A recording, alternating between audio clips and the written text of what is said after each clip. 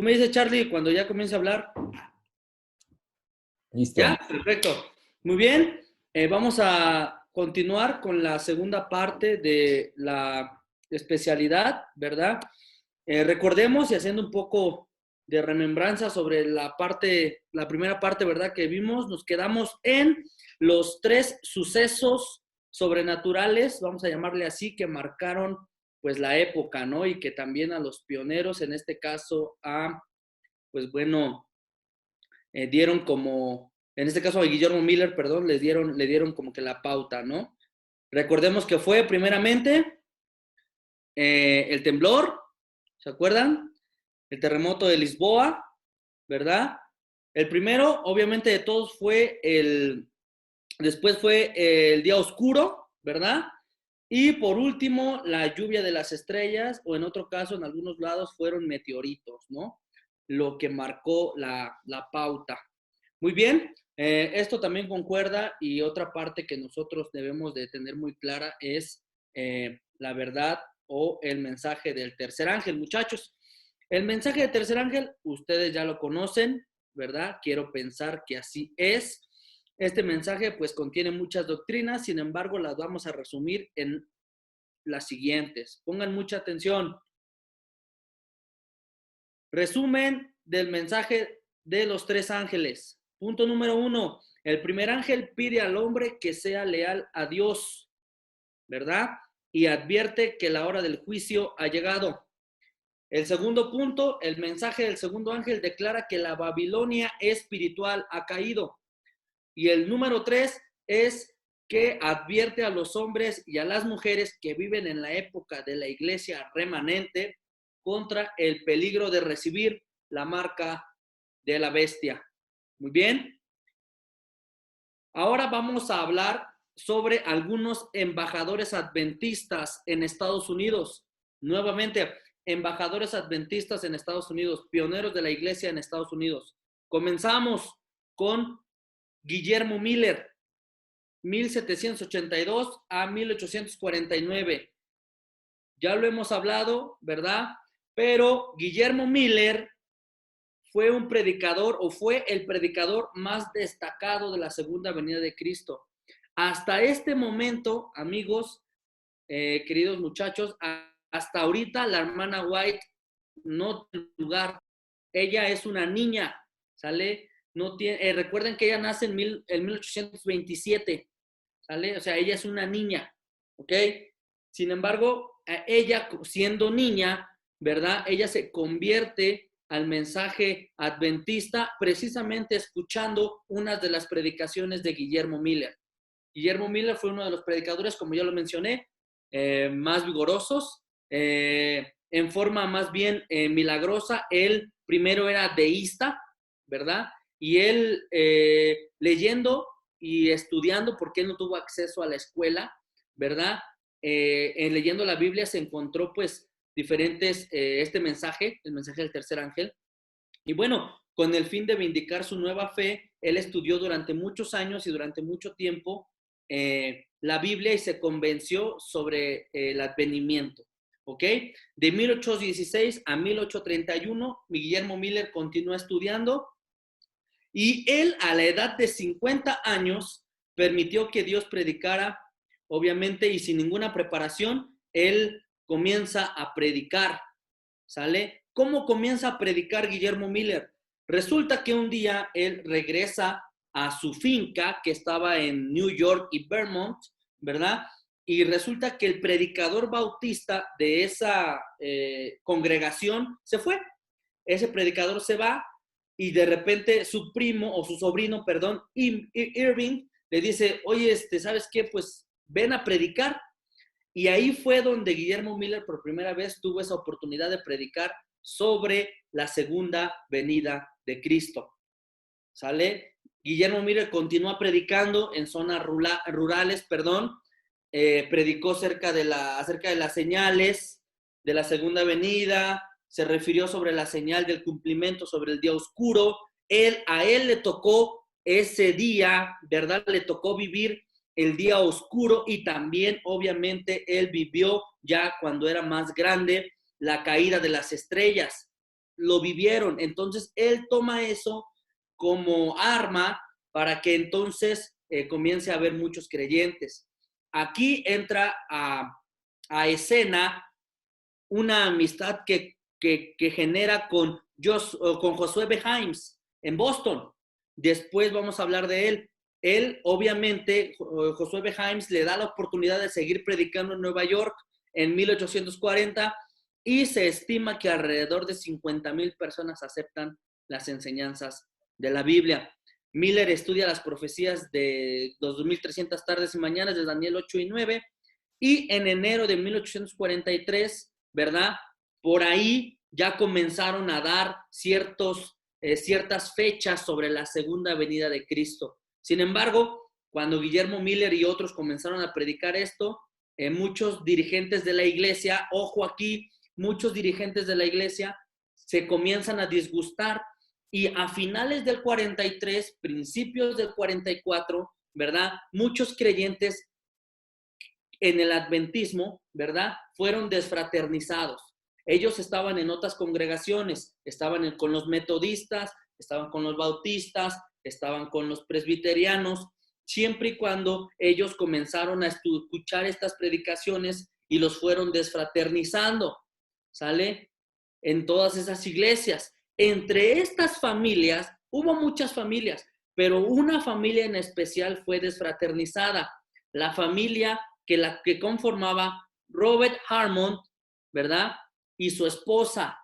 Ambos eran papás de la hermana White, ¿sale? Ellos como familia fueron desfraternizados de su congregación metodista. Muy bien. La oposición obviamente se hizo más grande, ¿ok? Y después de este asunto, pues ustedes conocen lo que pasó en esos años. Jesús no vino y Guillermo Miller, bueno, no se sintió bien. Él siguió predicando, sin embargo, su ministerio terminó en el 45 y murió en el 49. Primero, en el 48, Guillermo Miller se queda ciego y en el 49, por diferentes razones y circunstancias, muere. Muy bien, este fue el obrero más veterano que, bueno, dentro de los muchos que tuvo la iglesia. ¿Ok? ¿Cuáles fueron, pregunta de examen, cuáles fueron las enseñanzas de Guillermo Miller? ¿En qué basaba sus sermones? ¿En qué basaba sus doctrinas? Número uno, que Cristo Jesús volvería de nuevo a esta tierra. Número dos, que Cristo Jesús vendría en las nubes de los cielos y que entonces Él recibirá su reino que será eterno. Y también Él dijo que los santos poseerían el reino para siempre. Nuevamente, Cristo Jesús volvería de nuevo a esta tierra, ¿verdad? Vendría en las nubes de los cielos, recibiría su reino que sería eterno y entonces los santos poseerían el reino para siempre. ¿Ok? Es un resumen más o menos que yo les estoy dando. Hay muchos otros puntos, pero a mí me interesan estos porque esto no se escuchaba, ¿sale? No existía esto. Muy bien. Bueno, eso es uno de los partes. Y la verdad son 20 puntos, pero yo les estoy dando 4 y espero que por lo menos me lo sepan poner a la pie de la letra. Muy bien. Otra pregunta para examen. ¿Cómo se le llama? ¿Cómo se le ha llamado? ¿Cómo se le conoce a Guillermo Miller en el mundo adventista? Se le conoce como la estrella de la mañana del movimiento adventista. Otra vez, la estrella de la mañana del movimiento adventista. ¿Por qué? Porque recomendó la obra de predicar la obra del primer ángel, porque proclamó el evangelio con mucha fuerza y fervor, ¿sale? Y también porque por algunos años se le conoció al movimiento como el millerismo. Por eso se le llama la estrella de la mañana. Recomendó la obra del primer ángel, predicarla, proclamó el evangelio con fuerza y al movimiento por un periodo de tiempo se le llamó millerismo. ¿Alguna pregunta hasta aquí? ¿Ok? ¿Ninguna? A ver, Ardeni, venga. Sí preguntó por preguntas, ¿no? No escuché qué dijo al principio. Dijo que se conocía como la estrella de la mañana. ¿Por qué? Porque recomendó la obra de predicar el mensaje del primer ángel. También proclamó el evangelio con fuerza y al movimiento se le llamó milerismo. Espera. Es que el primero, nada más el primero. Escribes más. Recomendó. A ver. Recomendó la obra de predicar el evangelio, el mensaje del primer ángel. Hay que decir. Ya puedes seguir, gracias. ¿Ya? Sí. Muy bien. Gracias. Después de haber sido tan infantilmente interrumpido, sigamos. Segundo nombre, señores. Josué B. Himes. Joshua B. Himes. 1805 a 1895. ¿Alguna duda hasta aquí? ¿Con estos amigos? ¿No? Perfecto. Muy bien. ¿Qué onda con B. Himes? ¿Qué pasó aquí? Bueno, B. Himes, así como Guillermo Miller es considerado el número 1, Joshua B. Himes es el número 2, el segundo predicador destacado del adventismo, ojo, en Estados Unidos. ¿Sale?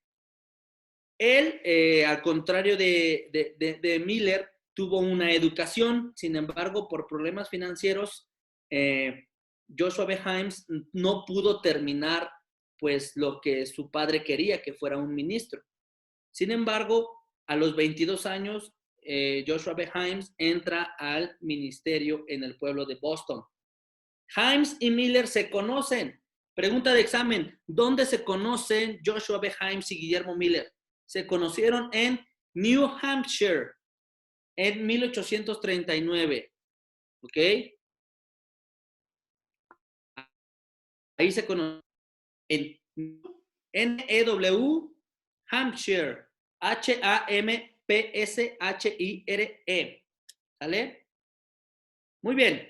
Ahí se conocen y bueno, se hacen buenos amigos, se pasan su Facebook, su WhatsApp y todo eso. Y comienzan estos amigos a seguirse en las redes sociales y a invitarse a predicar mutuamente. Los dos hombres se convirtieron en los proclamadores del adventismo. Muy bien. De aquí lo que yo considero más importante es que Joshua B. Himes le dice que, pues bueno, cómo creer en este mensaje cuando son pocos los creyentes, ¿ok? Y Miller le contesta, yo ya estoy viejo, yo no puedo hacerlo, yo hago lo que a mí me da las fuerzas, ¿no? Y entonces, Josué B. Himes se le conoce con esta respuesta. Él dijo, yo me pongo a mí mismo, a mi familia, a la sociedad, pongo mi reputación, pongo todo en el altar de Dios para ayudar hasta lo último de mis facultades. ¿Sale? Joshua B. Himes lo convencen y dice, yo pongo todo. ¿Sale? Muy bien. Pero hay algo muy triste, mis queridos amigos. B. Himes comenzó a publicar la revista Señales de los Tiempos. Pregunta para examen. Mencióname 2 revistas antes de 1844. Señales de los Tiempos y el clamor de medianoche, The Midnight Cry, ¿ok? Estas 2 revistas fueron las que comenzó a impulsar B. Himes con su dinero, con su pensamiento, con todo, ¿ok? Esto siguió así en Nueva York por 4 semanas y después la revista comenzó con una edición diaria de 10,000 ejemplares diarios. Después pasó a ser una vez a la semana, ¿sale? Himes tenía un carácter extraordinario, era un líder enérgico, él, obviamente, su contribución fue más grande, obviamente, las revistas que ya mencioné, pero tuvo algo interesante, ¿sale? En 1850, después del 44, del Gran Chasco, Joshua B. Himes, ojo aquí, Joshua B. Himes no continúa con la iglesia, ¿sale? Él no se une al grupo de los adventistas después del chasco, ¿sale? Por eso es que su carrera pues no tuvo más gran éxito o más éxito del que debería, ¿sale? Él fue de los pocos o de los muchos más bien que se desilusionó, y no siguió fiel. ¿Ok? Sin embargo, obviamente se mantuvo firme en su mensaje, no se retractó y murió en el 95. Muy bien. Otro amigo interesante, Josías Litch. Josías Litch. Este amigo, bueno, ¿alguna pregunta con Beheims? ¿Nadie? Perfecto, nadie tiene preguntas con Beheims. Josías Litch fue uno de los primeros ministros protestantes que aceptó el mensaje. Ojo, fue uno de los primeros pastores que aceptó el mensaje, Josías Litch. Él se convirtió a los 17 años y se unió a la iglesia metodista, fue pastor y en el 38 leyó un libro de Miller y fue y le comenzó él tenía dudas sobre esto y comenzó a leer el libro y en pocos minutos se encontró, él creyó que había encontrado errores, pero después confesó que se sintió satisfecho por los argumentos tan claros y bíblicos. ¿Sale? Josías Litch tuvo una lucha tremenda por hacer lo correcto, se unió después a los predicadores, publicó un folleto, ojo aquí, ¿qué hizo Litch? Publicó un folleto de 48 páginas sobre la Segunda Venida. ¿Ok? Se une a Beheims y a Miller en las famosas campestres o en las campañas masivas. Muy bien. Tenemos a Charles Fitch, como Charles el de X-Men, pero Fitch, más o menos. Este amigo era pastor de la iglesia congregacionalista. Sin embargo, él asistió a las conferencias de Miller y se convenció del mensaje. Él contribuyó de 4 maneras, ¿sale? Aquí me marca que mi conexión es inestable, pero todos me escuchan, ¿verdad? Sí, perfecto. Bueno, 4 cosas que hizo Charles Fitch o 4 maneras de contribuir. Predicó, escribió, compuso himnos y dibujó. ¿Todos me captaron ahí? Perfecto. Predicó, escribió, compuso himnos, ¿sale? Y dibujó. Perfecto. Muy bien.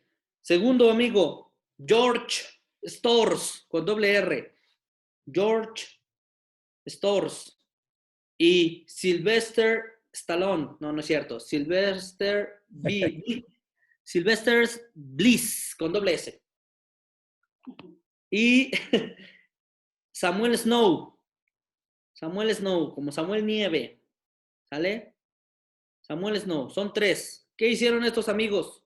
Bueno, George Storrs y Sylvester Stallone fueron líderes milleritas, ¿sale? Fueron líderes bastante destacados, perdón, ¿ok? Y S.S. Snow también fue otro dirigente, sin embargo, aquí me voy a detener con él. S.S. Snow fue el que declara el principio que los 2300 años de la profecía de Daniel terminaban en el 44. ¿Quién declaró que terminaban los 2300 tardes y mañanas de Daniel en el otoño del 44? S.S. Snow, ¿sale? En lugar de la primavera, ¿sale? Muy bien.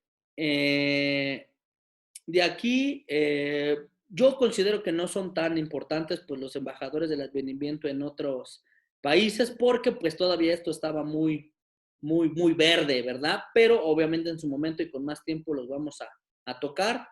Pero yo quiero llegar al capítulo 3 y ya con esto vamos concluyendo la segunda cápsula porque son como 4 más o menos. Esta segunda cápsula, aquí nos vamos a meter a el surgimiento de la iglesia remanente. Este capítulo, todo lo que yo hablé de Guillermo Miller, de Joshua Beheims, de George Storrs, de Leach, ¿verdad? Y de S.S. Snow, ojo, todos ellos fueron personas que precedieron a la hermana White, ¿sale? La hermana White en el 44, si nació en el 27, tendría 37, 47, tendría como 25 años, más o menos. ¿Sale? Más o menos. ella a los 19 años se casa con James White, con White, ¿verdad? Con James White, y él entonces, pues, de ahí comienza su ministerio, ¿no? Sin embargo, para el 44, aquí la cosa cambió, ¿sale? Aquí son otros 10 años, del 44 al 54. ¿Qué pasó aquí? ¿Sale? Aquí el mensaje del segundo ángel, ¿verdad? Que ya vimos sobre que ha caído la Babilonia, ¿verdad? Y que ha hecho a beber a todas del vino de su furor, de su fornicación, pues fue más potente, ¿sale? Este mensaje del segundo al cual se unió el primer ángel, pues no estaba relacionado a primera vista. Sin embargo, aquí los dos mensajes van a ir juntos. El primero y el segundo fueron dos momentos, los dos fueron en el momento correcto, ¿sale? Cuando los corazones de la gente estaban por aceptar, ¿sale? El mensaje del segundo ángel fue proclamado principalmente durante la demora entre marzo y octubre del 44, ¿sale? Entre marzo y octubre es el segundo ángel. Es por eso importante este capítulo, ¿sale? Guillermo Miller comienza a publicar en el 31 todo lo que él sabía sobre la venida de Cristo, ¿sale? Comienza a hacerlo en Nueva Inglaterra, en Nueva York, en Boston, en Massachusetts, en todos esos lados, ¿ok? Muy bien. Me voy a detener porque justamente aquí comienza un fenómeno que hasta nuestros días se llega a ver, los congresos bíblicos o los llamados campestres, ¿sale? Del 40 al 42 se celebraron congresos donde Miller predicó muchas veces, ¿sí? Se asociaron mucha gente. ¿Y qué predicaban, pastor? ¿Cuáles eran sus temas? Ojo, pregunta de examen, ¿cuáles eran las doctrinas que se discutían en los congresos? Número 1, la naturaleza de la venida de Cristo en las nubes de los cielos. Número 2, las señales de su venida, ¿sale? O sea, lo que ya vimos anteriormente, el día oscuro, la lluvia de estrellas y el terremoto. Número 3, las profecías de Apocalipsis. Número 4, los 1260 años de la dominación papal que terminarían en el 1798. Números, el que sigue, creo que 5. Los 2300 años de Daniel 8:14 y la interpretación del premilenio. Muy bien, estos eran los temas que se discutían. Ay, Dios mío, ya estoy viendo aquí a mi hermanita Arlene. Muy bien, ¿en dónde te quedaste? En las profecías del Apocalipsis, los 1600 años. No, 1260. ¿De dónde sacas 1600? Ay, nada. 1260 años de dominio papal. Los 2300 años de Daniel 8:14. Y por último, la interpretación del premilenio. ¿Listo? Perfecto, muy bien. En el verano del 43, el grupo de mileristas ordenó a sus ministros que predicaran la segunda venida, obviamente en las señales de los tiempos, ¿ok? En la revista que ya ya tenían impresa, muy bien. Un ejemplo de esto es la familia Harmon. La hermana White, ya como Ellen White, ¿verdad? La familia, en este caso Elena recuerda la experiencia de su familia, ¿verdad? Todavía no estaba casada, pero recuerda esa experiencia, ¿sale? O creo que sí, porque fue en el verano del 46, sí, ya estaba casada. El párrafo dice así, solo es para nutrir la clase.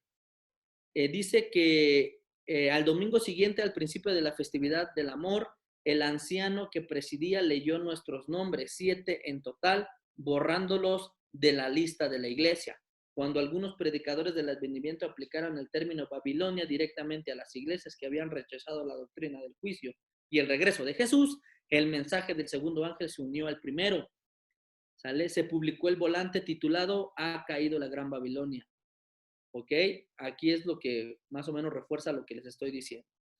Punto importante aquí, vamos a hablar sobre el clamor de medianoche. ¿Qué onda con el clamor de medianoche? Una cosa es el clamor de medianoche y otra cosa es el gran chasco. Son dos cosas completamente distintas.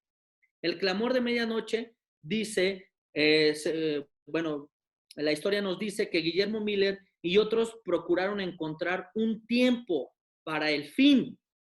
Algunos decían que sería en 1843. Sin embargo, más tarde se decidieron por establecer que el 21 de marzo y después todavía lo aplazaron al 18 de abril del 44. ¿Por qué? Porque según ellos ahí terminaba el conteo del año judío, del calendario judío. Muy bien, el tiempo pasó y nada más pasó fuera de lo común. Este primer chasco fue un duro golpe. Este es el clamor de medianoche. O sea, ellos no estaban tan seguros, pero se aventuraron a dar una fecha. Por eso se le llama el clamor de medianoche. Después de este chasco, los investigadores regresan a sus libros, descubren su error, ¿verdad? ¿Y cuál era el error, pastor? Bueno, que los 2300 años habían de incluir completos los años 57 y 43, ¿sale? Que de manera correcta para este suceso, pues bueno, tendrían que corresponder a 44, pero no en la primavera, sino en el otoño. Es decir, en el verano del 44, un nuevo episodio de luz iluminó a este movimiento adventista hasta que ellos determinaron que por fin el Señor Jesús regresaba en el octubre, ¿verdad? En octubre. Muy bien, en un campamento en New Hampshire, José Bates sintió que recibía una nueva luz y junto a Samuel Snow presentaron el tema. El hombre no se dedicó sino todos los días. El hermano Snow, ¿verdad? El pastor Snow explicó al pueblo, pues todo esto que ya les he contado a manera de historia, con Artajerjes, con Nerón y con todo esto que ya hemos visto en las lecciones de escuela sabática del trimestre anterior. Muy bien, el clamor de medianoche fue dado durante la tardanza. Ojo, la tardanza. ¿Por qué es el clamor de medianoche? Porque fue la tardanza. ¿Sale? Los 50,000 creyentes en el advenimiento, obviamente, pues se impresionaron. Muy bien. Y esto dio lugar a el gran chasco. ¿Sale? A medida de que se acercaba el 22 de octubre, esa es una pregunta que de verdad que si usted no me la contesta, yo no sé qué voy a hacer. ¿Cuándo es la fecha del gran chasco? 22 de octubre del 44. ¿Sale?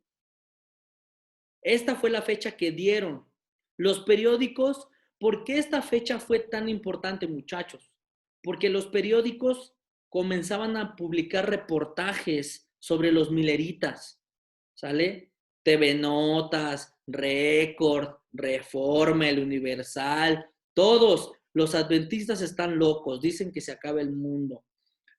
Hubo muchos creyentes que vendieron sus casas, vendieron sus propiedades, porque pues ya se iban, ya no había nada más que hacer. Vendieron todo, ¿sale? Entre los creyentes del advenimiento había varias clases de personas. Algunos aceptaron la fecha o el movimiento por temor. Otros rechazaban la exactitud como Miller, pero pocas semanas antes se convencieron. También había creyentes honestos, ¿verdad? Y realmente se prepararon para esa fecha. Llegó el día, mis queridos hermanos, amigos, y este día dice la historia que los adventistas se reunieron en grupos pequeños como lo estamos haciendo hoy, en salones, en iglesias. Hay muchos que llevaban hasta sus maletas, llevaban cambio de ropa.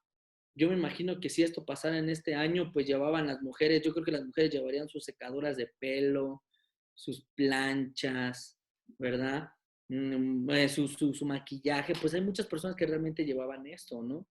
Finalmente comenzaron a cantar, comenzaron a ver situaciones, ¿verdad? Y bueno, dice el texto que comenzaron a cantar y a cantar. El día pasó, ¿verdad? El sol se puso, muchos de ellos salieron porque dijeron, no, hasta las 6:34, a las 6:34 es la puesta de sol. el Señor va a venir. Y cantaban y cantaban. Y bueno, llegó la noche y uno que otro dijo, ¿sabes qué? No, es que es a las 12. A las 12 es el último. Es el ya, si contamos, es de puesta a puesta, pero no, a las 12 se cambia, a las 12 va a terminar el día y aquí es. Y le siguieron dando, ¿no? Todavía seguían teniendo esperanza. ¿Sale? Inclusive llegó la madrugada de las 3 de la mañana y decía, no, es que esta es la hora, porque a esta hora es la que se levantaba Jesús y va. Y no llegó, y no llegó, y llegó la luz, el sol del 23 de octubre, y pues bueno, el Señor no llegó. La gente se desconsoló, se perturbó, todo el mundo no supo ni qué hacer, ¿verdad? A esto le tocó a la hermana White vivió esto, ¿verdad? El estudio dirigente, ¿verdad? De este asunto, pues bueno, había llegado a una errónea fecha. Otro nombre, y con esto vamos a culminar esta parte. Hiram Edson, ¿verdad? Un minutito nada más queda de la grabación. Muy bien, Hiram Edson. Hiram Edson fue el que dijo que fueran a consolar a los hermanos. Él fue el que dijo que fueran a consolar y él mientras iba caminando por sus campos, entra en visión y él ve al Señor Jesús pasar del lugar santo al lugar santísimo y él fue el que comprende que el evento está mal, pero la fecha está bien. Punto. El evento está mal, pero la fecha estaba bien.